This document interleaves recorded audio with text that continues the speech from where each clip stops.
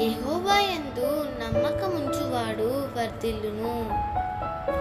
సామెతలు 28వ అధ్యాయము 25వ వచనము. ఒక చెట్టు ఫలించాలి అంటే అది స్థిరంగా ఉండాలి. చెట్టు ఎంత స్థిరంగా ఉంటే అంత గొప్పగా ఫలిస్తుంది. ప్రభువునందు విశ్వాసం ఉంచువాడు ఎలాంటి పరిస్థితులు వచ్చినా స్థిరంగానే ఉంటే ప్రభువు అతన్ని వర్ధిల్ల చేస్తాడు. నీవు ఎంత నమ్ముతావో ప్రభువుని అంతగా నీవు వర్ధిల్లుతావు. ఆనాడు దానియేలు బబులోను సామ్రాజ్యంలో ఎంతో గొప్పగా వర్ధిల్లాడు. కారణం ఒక్కటే,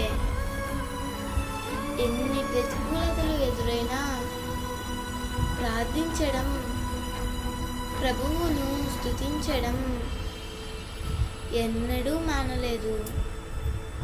ఎందుకంటే ప్రభువునందు విశ్వాసముంచువాడు ఎన్నడూ కదల్చబడడు.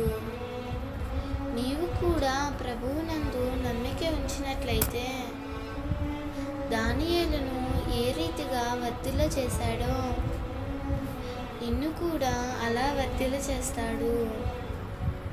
ప్రభువు ఈ వాగ్దానము నీ జీవితంలో నిశ్చయముగా నెరవేర్చునుగాక.